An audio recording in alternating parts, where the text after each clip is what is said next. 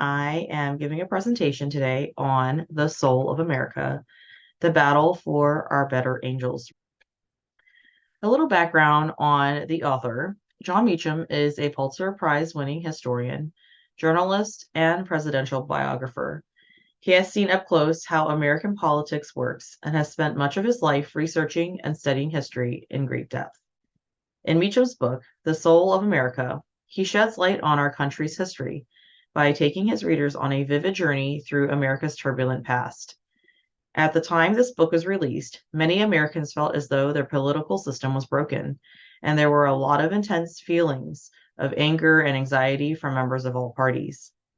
Meacham uses his storytelling abilities to lay out an engaging narrative for his readers. The book not only includes an impressive amount of relevant primary sources throughout the text, it is also reader friendly and captivating, perfect for a broad span of readers. In The Soul of America, Meacham shares some of the conflicts and tragic events our country has faced in history, spanning from the revolutionary times up to just a few years ago.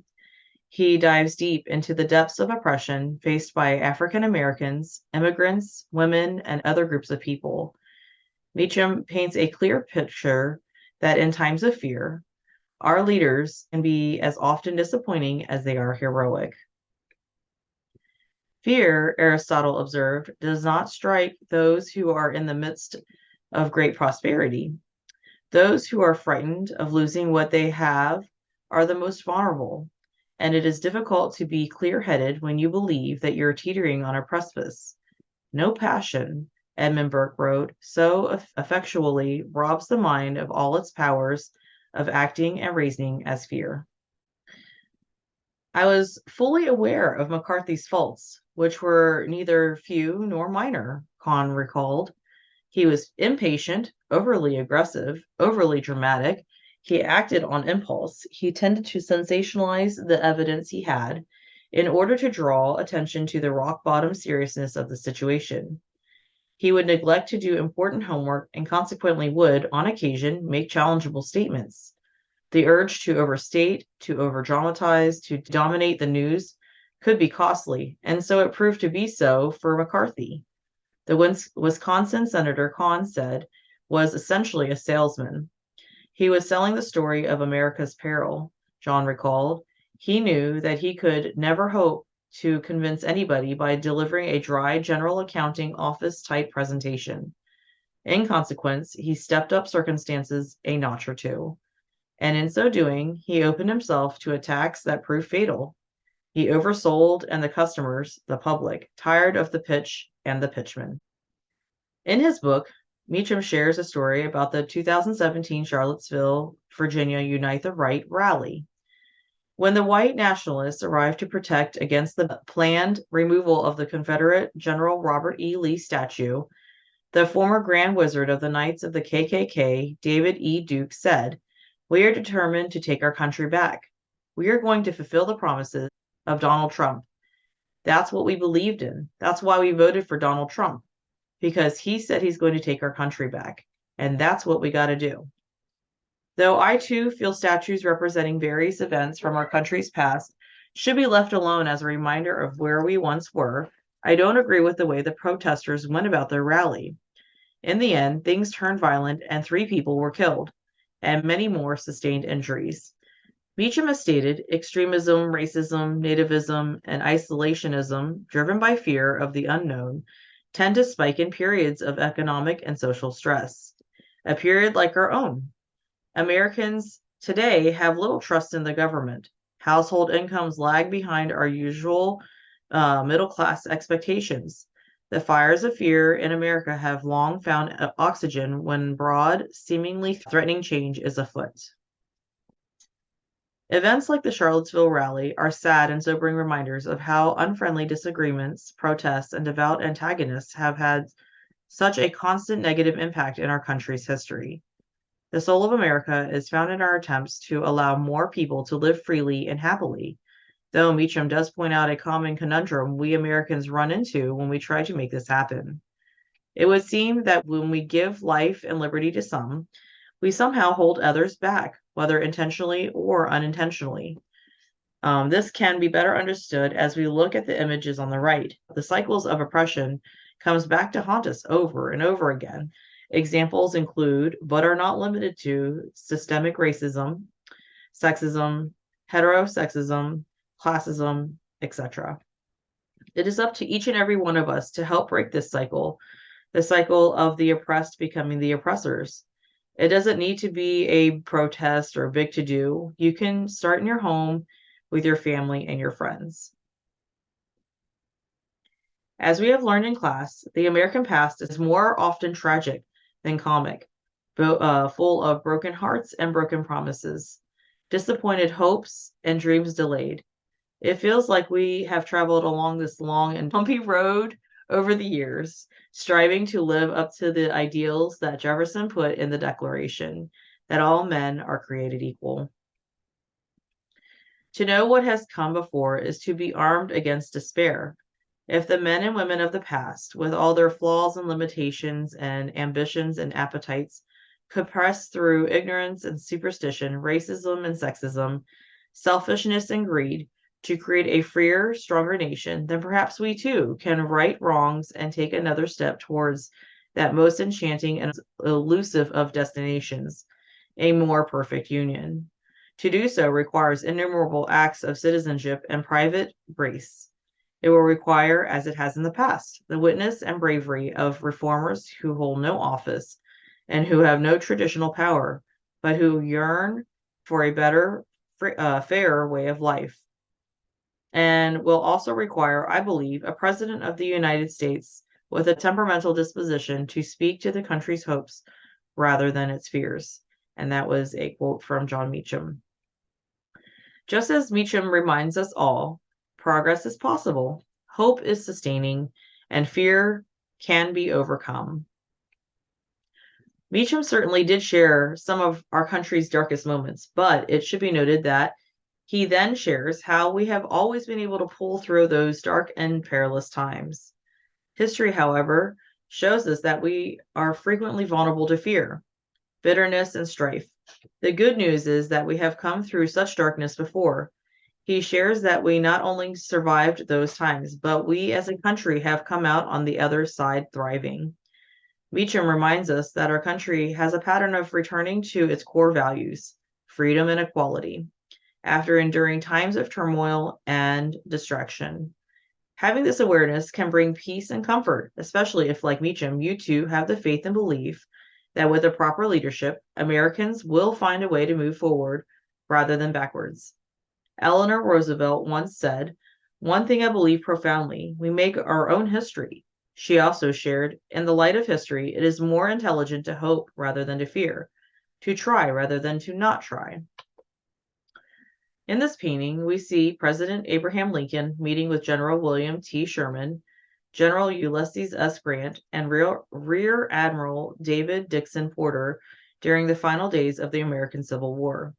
On the historic Tuesday, March 28, 1865, these men were in a strategy session aboard the River Queen steamer, and this painting is called The Peacemakers. Meacham does call attention to the fact that leaders cannot improve this country without having both the courage to lead and the willingness of the masses to be led. He also widens the field of historical influencers, including activists, intellectuals, and even those unsung heroes that are usually thought to be outside the norm. Franklin D. Roosevelt stated that the presidency is not merely an administrative office. That's the least of it. It is more than an engineering job, efficient or inefficient, is preeminently a place of moral leadership. John Adams warns us in the 1700s when he wrote, "His person, countenance, character, and actions are made the daily contemplation and conversation of the whole people." He later goes on to say, "The people cannot be too careful in the choice of their president." Meacham reminds us that we cannot guarantee equal outcomes, but we must do all we can to ensure equal opportunity. The book's subtitle, The Battle for Our Better Angels, pays homage to Abraham Lincoln's first inaugural address. Meacham masterfully presents our country's struggle to live up to Lincoln's words, the better angels of our nature. The phrase "our better angels" was a well-known figure of speech to many U.S. citizens by the time Lincoln gave his inaugural address in 1861. It can be interpreted as a notion of enlightenment, calm, and virtuous judgment, all qualities that can guide a person to act sensibly and honorably, to follow the basic virtues of kindness, respect, generosity, and several other positive attributes. The battle that our country faces with our better angels is the chasm between its ideals and its realities. It is often easier said than done to get a handle on our natural selves. The instinctive reaction we have to being hurt doesn't usually come out as a calm, kind person. To get this response, we must be able to stop, think of a productive and calm way to respond, and then comes the presentation. All of this certainly calls for us to go beyond what comes easily or naturally to us. It's not impossible, but it does take effort. As we read through Meacham's book, we can see that he tries to weave together the conflict between fear and hope. The opposite of fear is hope, defined as the expectation of good fortune not only for ourselves, but for the group for which we belong. Fear feeds anxiety and produces anger. Hope, particularly in a political sense, breeds optimism and feelings of well-being. Fear is about limits. Hope is about growth. Fear casts its eyes wearily, even shiftedly across the landscape. Hope looks forward towards the horizon. Fear points at others, assigning blame. Hope points ahead, working for a common good. Fear pushes away. Hope pulls others closer. Fear divides. Hope unifies. Ultimately, I feel that Meacham believes we as a country will do as it has in the past and eventually embrace the better angels of our nature. The compelling narratives presented in The Soul of America show that despite tremendous pressure to surrender to the forces of division, we can all work towards achieving our founders' vision. In our finest hours, the soul of the country manifests itself in an inclination to open our arms rather than to clench our fists, to look out rather than to turn inward, to accept rather than to reject. In so doing, America has grown ever stronger, confident that the choice of light over dark is the means by which we pursue progress. Meacham continues by advising us on how to find our better angels. Enter the arena, resist tribalism, respect facts and deploy reason, find a critical balance, and keep history in mind. And here is a little timeline of events that I put together and the bibliography and my reflection. After spending a great deal of time reading The Soul of America, watching its movie, researching the web, and reflecting on all the details, I feel that I have gained a new perspective of our country, as it is now and as it was in the past. To be frank, I had quite a difficult time gaining interest in the book at first. It took me the better part of the semester to get through the first couple pages of the introduction. After quite a few failed attempts to dive right in, I decided to do a little research on John Meacham, and I discovered that there was a movie on HBO based off the book. Of course, I watched it, and I'm glad I did. The movie gave me a sense of what the book might be about, a slight view of Meacham's character, and the motivation I needed to open the book again. About a day after watching the movie, I picked up the book and began reading again. I felt like it flowed nicely.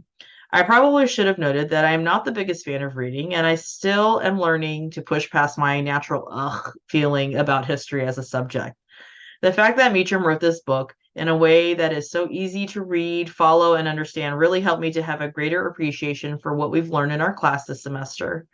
I not only have a better understanding of our country's history, but I have gained a clearer view on how I can be the change our country needs. I know that I am just one of those inconsequential people that Meacham talks about, but like a small pebble that hits the water, my thoughts and actions will have lasting effects on those around me. Being the example of love, peace, and acceptance to my children and others around me are ways I can help to make positive changes that will have long-lasting effects for many generations to come. To conclude, I'm not sure about what Meacham glossed over or left out. Remember, history isn't exactly my strongest subject.